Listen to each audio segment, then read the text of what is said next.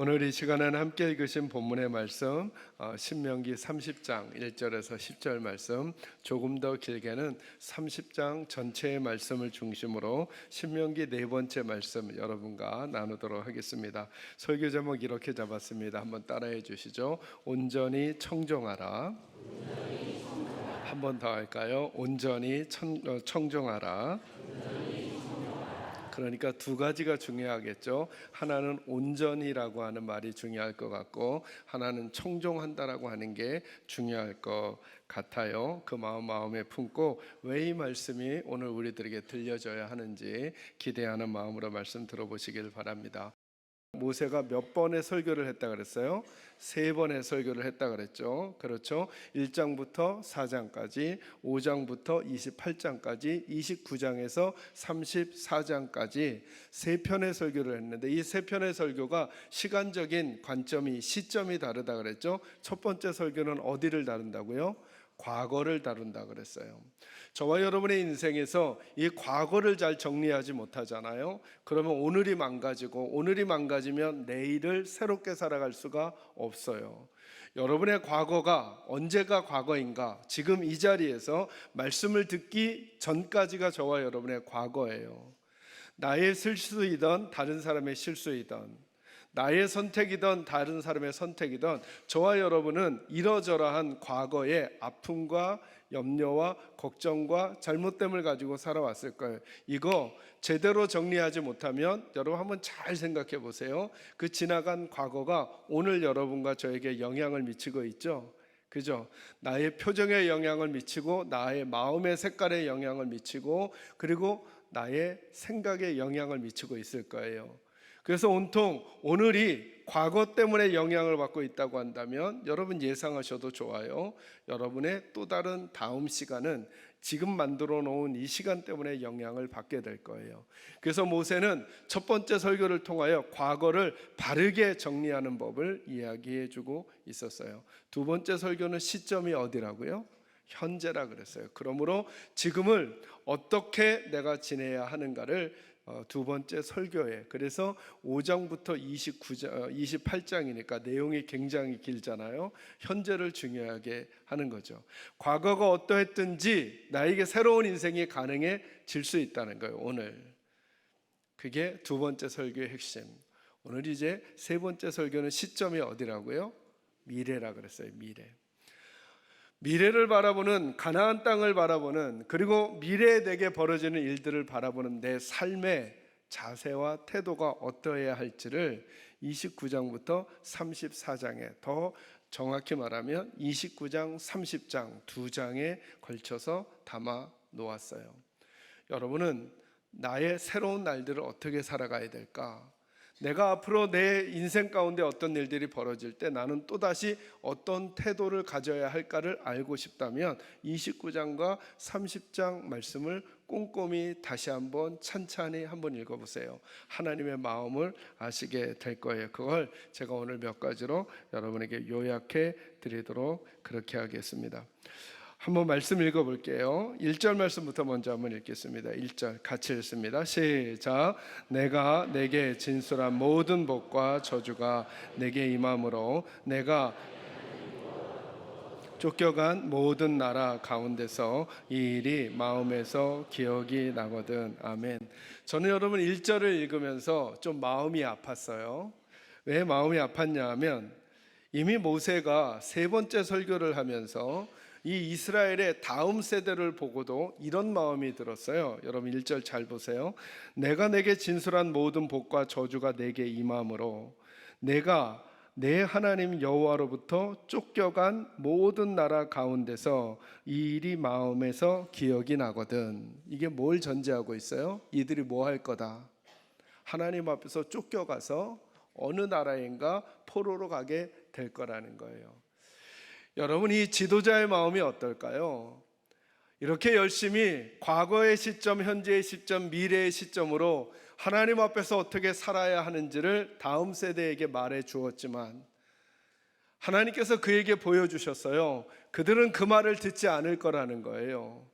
그 말을 듣지 않고는 언젠가 어떤 일이 생길 거냐 하면 내가 내 하나님 여호와로부터 쫓겨간 모든 나라에서 한 나라로 쫓겨가는 게 아니라 너희 다음 세대가 지금 이 설교를 듣고 있는 여러분과 제가 어느 나라론가 쫓겨가 있는 때가 있게 될 거라는 거예요. 그러니 가슴 아픈 얘기죠. 네. 이게 제게도 있는 늘 딜레마예요. 하나님의 말씀을 늘 정성껏 준비해서 전한다고 하지만 이 패턴에 의하면 이거죠.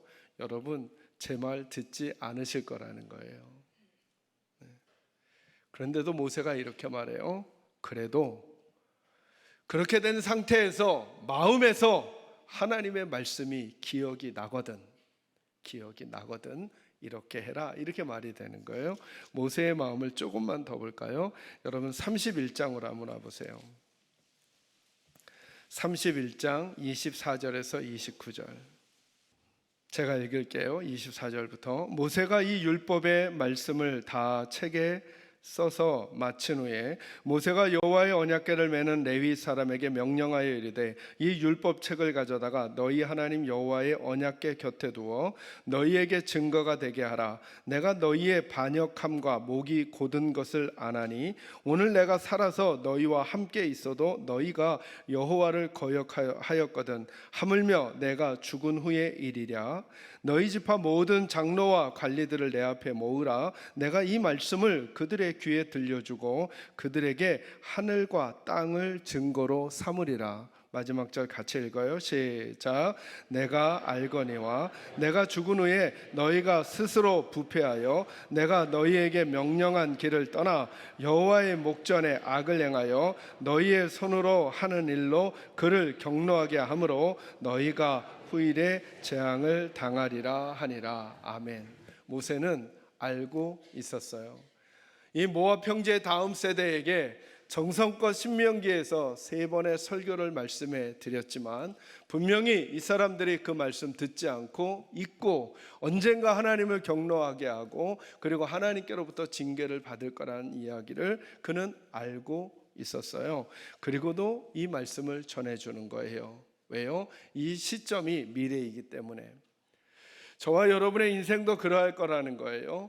예수 믿고 살아간다고 하지만, 말씀 듣고 살아간다고 하지만, 예배하면서 살아간다고 하지만 우리 모두가 늘 빠지는 함정이 있다는 거예요. 말씀을 듣고 잊어버리고, 말씀을 들었지만 그대로 마음에 영향받지 않고, 말씀을 들었지만 그 말씀을 내 말로 희석시키고, 말씀을 들었지만 말씀보다 내가 판단한 내 판단과 내 결정을 더 중요하게 여기면서 나 나름대로 잘 산다 하지만 그때 이런 결과들이 우리 앞에 나타날 때가 있을 거라는 거예요. 마치 하나님께로부터 멀리 떨어져 포로로 잡혀간 것 같은, 하나님이 나와 관계없는 것 같은, 하나님과 내가 떨어져 있는 것 같은 상황이 우리들에게 올 수 있을 거라는 거예요. 우리의 앞에 일들에.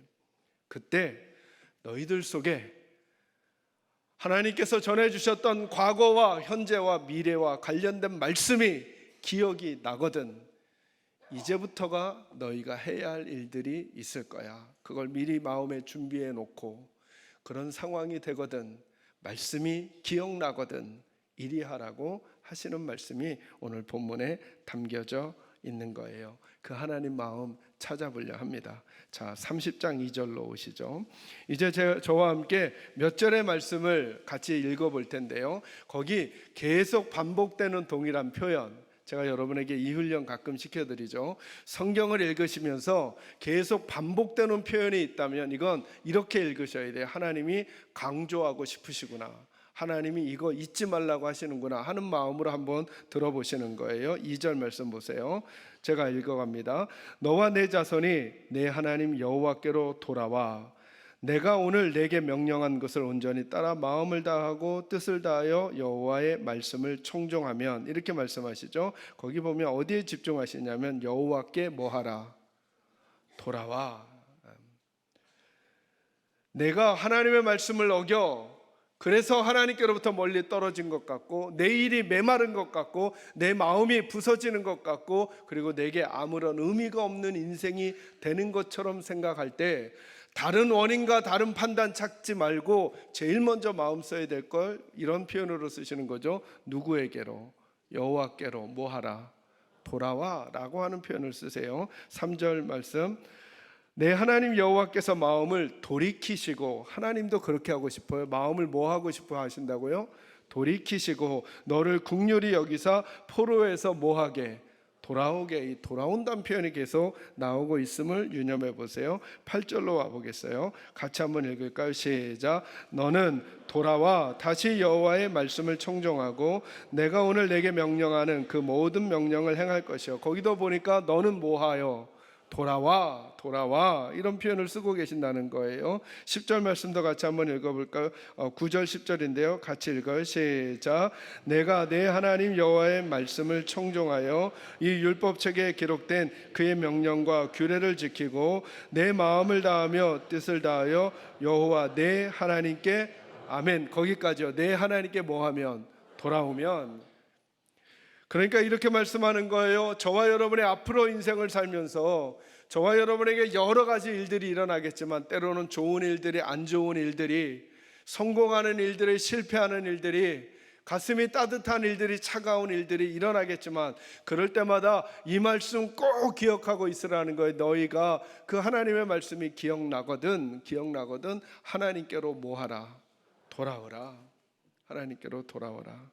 그래서 첫 번째 말씀은 이거예요. 따라합니다. 다시 돌이키는 것이 복입니다. 옆에 분에게 손잡고 얘기해 주세요. 돌아오세요.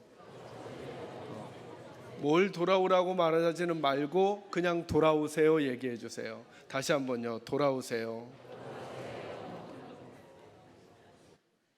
그리고 그 말을 들은 여러분은 하나님 앞에서 생각하십시오.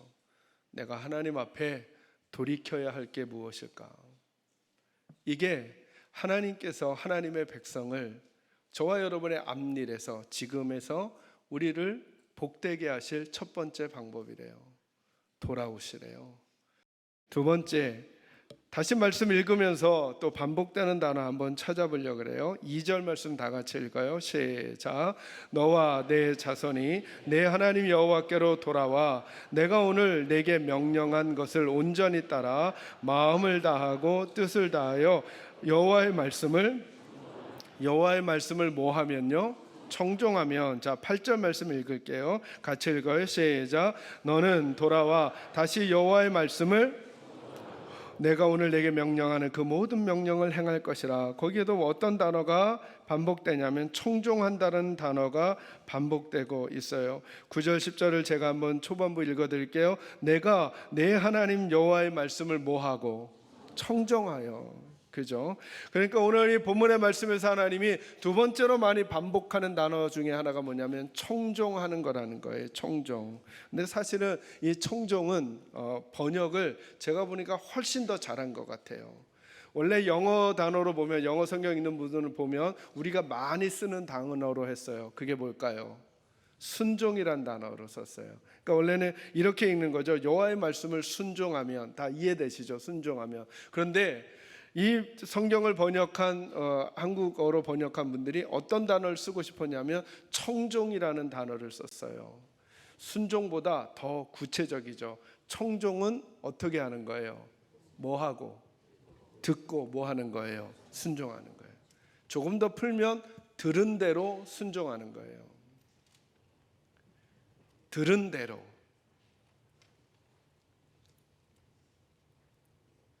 해석하지 말고, 내 의견 덧붙이지 말고, 곡해하지 말고, 다른 것과 섞지 말고, 합리화하지 말고, 뭐 한 대로? 들은 대로 순종하라는 거예요. 그런데 오늘 우리들에게 있는 나쁜 습관 중에 하나가 있다면, 지금 모세는 모압 평지에 있는 다음 세대가 이 말씀조차도 듣지 않을 걸 알고 있으면서도 나중에 기억이 나게 하려고 알려주고 있어요. 너희들 들은 대로 순종하지 않을 거야. 듣기는 들었는데 합리화할 거야. 듣기는 들었는데 해석할 거야.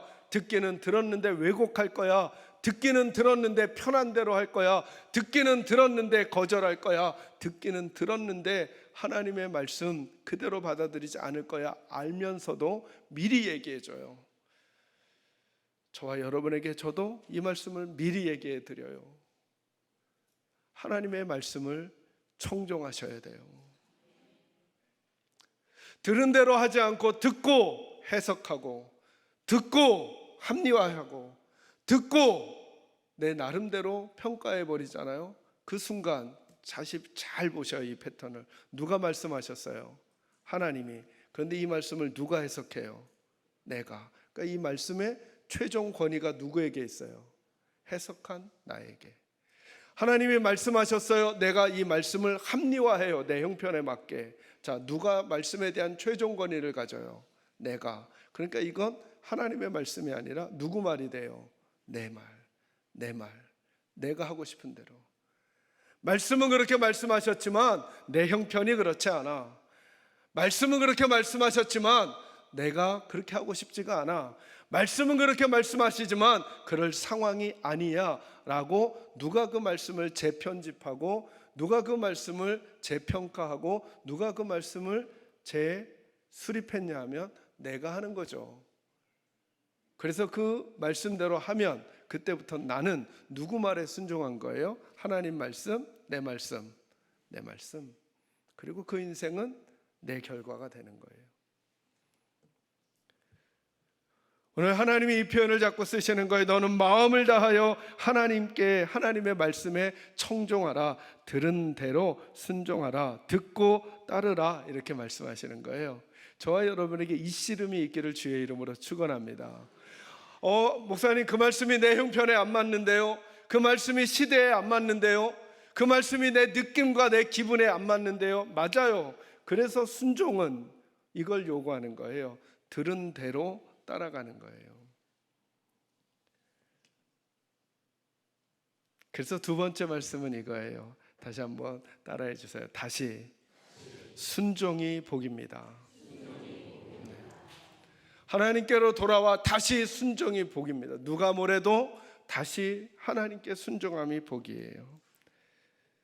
한 가지만 더 말씀 나눌까요? 11절부터 14절 조금 내용 있는데요. 같이 한번 읽어볼게요. 같이 읽어요. 시작.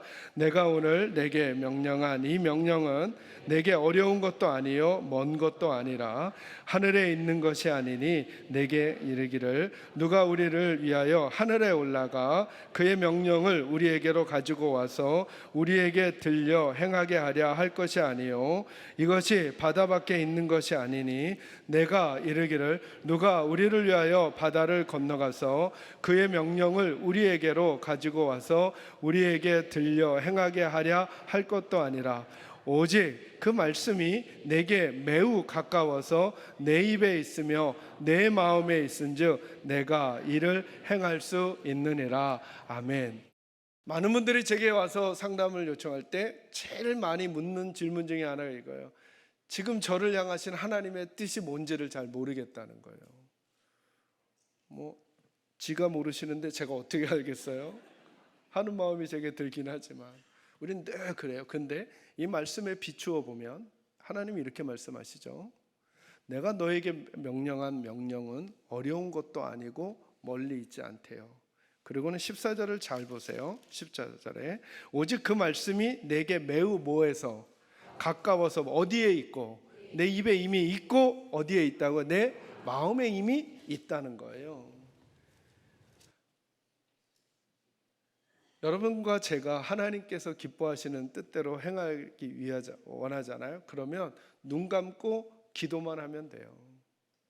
제가 늘 말씀드리죠. 아주 쉬운 건 선명하게 분별이 돼요. 질문할 테니까 답해 보세요. 기도했다고 해보세요. 하나님, 예배 시간에 10분 전에 올까요? 10분 후에 올까요? 들려요, 안 들려요? 그런데 그렇게 안 할 뿐이죠. 기도해 보세요. 하나님, 예배 시간에 앞자리 몇 개 폈는데 앞에 앉을까요? 뒤에 앉을까요? 아니, 이렇게 기도해 보시라니까요. 답이 들리는지 안 들리는지. 근데 우리는 아까도 말했듯이 들리는데 해석하고 합리화하고 다시 재조정해요. 하나님, 그래도 전 여기가 편해요. 하나님, 전 그래도 이렇게 하고 싶어요 라고 내가 결정하죠. 선명하게 들린다니까요. 하나님, 기도 들리는지 안 들리는지 해보세요. 하나님, 다른 사람 뒷담화 할까요 말까요? 여쭤만 보라니까요. 들려요 안 들려요? 선명한 거 자꾸 들리죠. 하나님 이렇게 말씀하는 거예요. 그것부터 시작하면 민감한 게 자꾸 들리게 돼 있어요. 근데 우리는 하나님께 여쭙지 않아요. 왜요? 답을 알고 있어서. 답을 알고 있어서. 하나님, 하나님께 10의 1조 할까요 말까요? 그냥 여쭤만 보세요. 여쭤만. 하나님, 제가 이 일에 동참할까요 말까요? 여쭤만 보세요. 여쭤만. 근데 우리는 답을 알아요. 아니까 하나님께 여쭙질 않아요. 그리고 아주 무관해 보이는 것들을 자꾸 여쭤보려고 그래요. 그러니까 안 들린다고 하는 거예요. 근데 하나님 자꾸 이렇게 말씀하세요. 내 명령은 너에게 뭐한 게 아니다? 어려운 게 아니다. 먼 것도 아니다. 가깝다. 근데 결국은 제가 이 말씀 묵상하면서 근데 왜 우리에겐 어려운가? 근데 왜 우리에겐 멀어 보이는가? 하나님이 계속 반복하는 표현이 있어요. 너는 뭘 다하고 마음을 다하고 뜻을 다하여 하나님을 사랑하라. 다시요. 뭘 다하고 마음. 자꾸 하나님 마음 얘기를 하시는 거예요. 너희가 몰라서가 아니야. 뭐가 없어서라는 거예요. 마음이 없어서. 마음이 없잖아요. 너무 힘들어요. 생각해 보세요. 제가 가끔 우리 최 목사님 말씀해 드렸잖아요. 비가 눈이 아주 거세게 그냥 한방눈이 너무 많이 오는 그때 목사님이 저 서구 쪽으로 자동차를 운전해서 가고 계셨대요. 두 남녀가 그 억수같이 오는 그 눈을 다 쫄딱 맞고 걸어가길래 너무 안 돼 보여가지고 중간에 차를 세우고 여보게들 차에 타시게 내가 데려다 주마 했더니 그들이 탔을까요? 안 탔을까요? 안 타는 거예요. 왜요? 그들은 지금 낭만을 즐기고 있었던 거거든요. 근데 만약에 그 길을 여러분이 너무 싫어하는 사람과 걷는다 생각하면요, 갈 수 있어요? 없어요? 왜요? 마음이. 하나님의 말씀은 어려운 게 아닌데 마음이. 힘든 게 아닌데 마음이. 재밌죠, 여러분? 여러분의 장기를 다른 사람에게 주실 수 있어요? 다른 사람 생각하니까 이미 마음이 안 움직이죠. 여러분의 아들에게 줄 수 있어요? 주고도 남죠. 못 줘서 가슴이 아프죠. 왜요? 마음의 차이. 마음.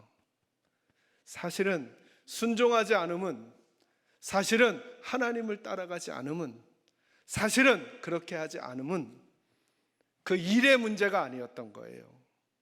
마음의 문제였던 거죠. 마음이 안 바뀌잖아요. 그 일이 무거워서가 아니에요. 그 일이 힘들어서가 아니에요. 돈이 많이 들어서가 아니에요.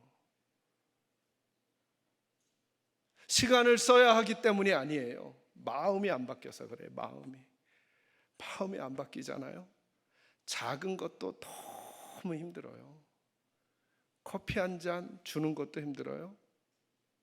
마음이 안 움직이잖아요. 마셔주는 것도 어려워요, 여러분. 여러분이 아주 미워하는 사람이 여러분에게 음료수 한 잔 주면 이거 마시고 싶어요, 안 마시고 싶어요? 마셔요, 안 마셔요? 네, 맞아요. 지혜롭게 일단 마셔야죠, 주는 거. 그러나 안 마심으로 표현하고 싶은 거예요. 나 싫어. 난 싫어. 안 마심으로. 그게 그렇게 어려운 일인가요? 그렇지 않은데도요. 마음. 그래서 어찌 보면 하나님이 이렇게 말씀하시는 거죠. 하나님의 말씀이 어려운 것도 먼 곳에 있는 것도 아닌데 우리 마음이 안 바뀌는 순간, 그런데 역으로 듣는 거예요. 마음이 딱 바뀌잖아요.